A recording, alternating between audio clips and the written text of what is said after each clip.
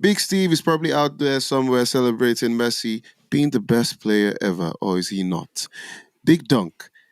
Is Messi the best player ever? And does this put to bed the argument between him and Ronaldo? Right.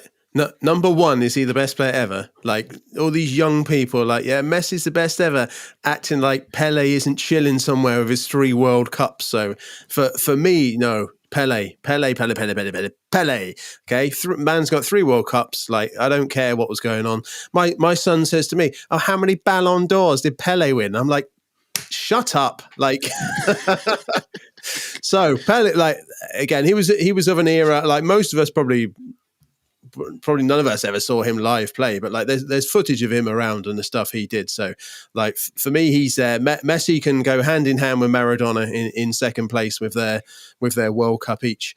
When it comes to Messi against Ronaldo, so Ronaldo was already like doing his legacy down when he was stropping away for Man United, stropping away for Portugal when he got subbed off, stropping away down the tunnel crying instead of like congratulating Morocco players or commiserating with his teammates. He was already doing that, and then Messi just went and buried the guy with 7 goals, probably the player of the tournament, and a World Cup to boot. So it looks like Messi has well and truly put that one to bed. Well, definitely not probably. He did win the best player of the tournament for the award, so he was definitely the best player for the tournament. I don't know if he was the best player for Argentina, but that's a conversation that we can all have. Mr. Hinder. So, of course, Big Dunc said Messi is the second best player in the world, tied with Maradona, according to him. And he thinks Messi has, finally ended the argument between Messi and Ronaldo, who is better. I know you're a big Ronaldo fan. Do you agree that this lifting this World Cup puts the argument to bed? I mean, the argument's always going to be there because it's subjective. I think Argentina obviously played to Messi's strengths and allowed Messi to walk around the pitch and dictate play and be the creative playmaker that he is in the attacking force, whereas Portugal decided to treat Ronaldo like he was 22 or 18 and ask him to start charging down. They made a fundamental mistake of dropping him for that player that got 3 goals, and then it was going to be the Ronaldo replacement, and then was absolutely rubbish the next game after that. Sorry, just not to cut you. They made a mistake for dropping him, and then the player scores 3 goals. Yeah, but then they continued to play him like he was going to be the replacement. You don't become a replacement overnight. You need time, and you probably do if you score a hat-trick in a World Cup knockout game. You'd assume if you scored a hat-trick you'd win any game though, but you tell Mbappe about that one. One thing that I did love about the World Cup final today was every player that won a trophy was already at that game. Ridiculous. Like, best young player, the goalkeeper, the player of the tournament, like no one else at all. It was everybody at that one. It was like they can only pick players that got to the final that have to be there. Well, when you look at that, though, you're a stats man. So when you think about it, for example, Martinez and Pickford share equal clean sheets. Would you give it to Pickford? I wouldn't have given it to Pickford at all. I don't think that makes a good keeper. I'd have given it to the Croatian one. I think he has a couple of for one game? No, he had a couple of good Livakovic, he won 2 penalty shootouts and he made some great saves as well. Yeah, and Martinez conceded 2 goals in 2 games against, obviously, Netherlands and France very, very late on. So it was just a bit, I don't know, it felt a bit orchestrated. Back onto the Messi one, that's a debate that could go on forever of like who is the best, because in my time, R9 Ronaldo for me is still one of the best players to ever play football, but his career was quite short in comparison to other ones. Lineker was drooling over Maradona for the whole of the commentary today as well, and everyone was having their OnlyFans over Messi for most of the game. So there's going to be that player that you probably grew up with is going to be your player that you would find is going to be the best ever. Pele winning 3 World Cups is a good shout. Your kids are right. Did he win a Ballon d'Or? No. But then Marco van Basten won like skill 3. ever known to man. Everything we've ever seen. Listen, I'm 100% thinking Pele's an amazing player. But you always will come back to probably the era of you grew up of who your best ever player is, right? Because you don't know better. Dunc, your kids were wrong because there was no Ballon d'Or at the time. So Pele couldn't win it if there was a Ballon d'Or. I know, that's why it's a stupid question. I tell him to shut up.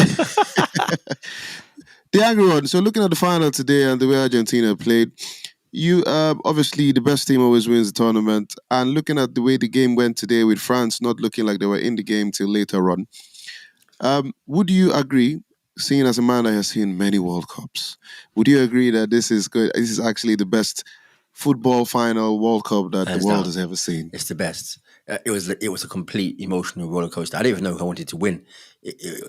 Even the first 80 minutes, okay, France were in it, but I was enjoying Argentina the way they were playing and stuff. Then they get back into it. It was just like, who's going to win? It was like a knife edge. To be fair, France could have won it at the end. Argentina could have won it at the end. It goes to penalty shootouts. Obviously, they had the better keeper, so Argentina would have had the edge anyway. But I can't remember a better final as a neutral. Obviously, if there's a final with your team in it, in any sport, you're gonna probably remember that. But as a neutral, I can't remember a better game, full stop, end to end, let alone a better final. It was just like back and forth. It was unbelievable. Okay, I'll stick to you because you're a man that can easily be riled up for no reason, I don't know where you get that idea from. and then you need no reason to be inspired to play a game. Yes, there was the conversation that there were viruses in the French camp, and certain players were ill. However, what more inspiration or motivation do you need from a World Cup final? Because France didn't start that game well at all. What do you think was the reason for that? I mean, they're defending champions. You were playing in the final. Why do you need to wait till X amount of time? And how much credit will you give to the Champ for making those changes in the 40th minute? They looked shook. First of all, they didn't look. They're at defending it. champions, though. They didn't look at it at all. For dodgy touches, nervousness, like maybe because they were worried about making history, being only the third team to win back-to-back World Cups, whatever it is. I don't know, but they didn't look at it. Conversely, though, Argentina were 100% at it. So you can see, I'll give you an example. You're in a World Cup final, Dembele, you're playing against, what's his name, Di Maria, very, very left-footed. He's only going to do one thing. He's going to come inside. You turn your back like a mug. All right, he's done ya. No worries. You've got people in the box. You push him and give him a chance to dive or fall or whatever you want to call it to get a penalty. That for me isn't how you go about winning World Cups. That to me looks like you're playing let's say a normal league game when it doesn't matter. Because in finals you only get one chance. So if you take that as a snippet of the French mindset, you can understand why they're 2-0 down. Because everything was walking pace. They're holding the ball too long, dribbling it for too long. When you look at Messi would get the ball 2 or 3 touches.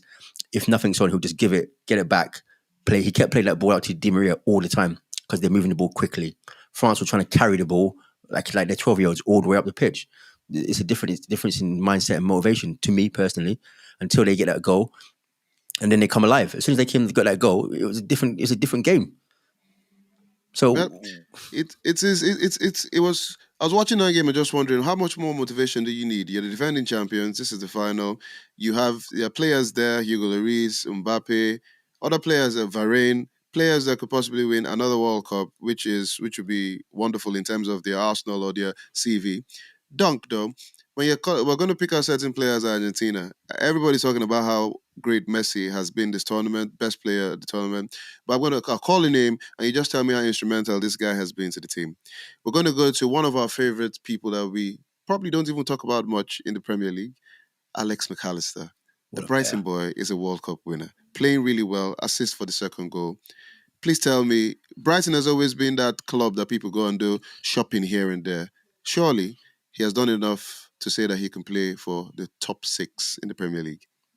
Yeah, I like that stat. That's a class stat. Brighton have a World Cup winner. I said that stat earlier to my kids as well. That's mad. Like, yeah, he had a really good tournament. He's playing really well. They said he got his first goal for Argentina as well during the tournament. So yeah, he was really like instrumental in the success. I think Argentina are just a case in point of like a good team working well. Like obviously Messi takes all the limelight, but I mean some of the other players aren't huge names. Like McAllister's not a big name.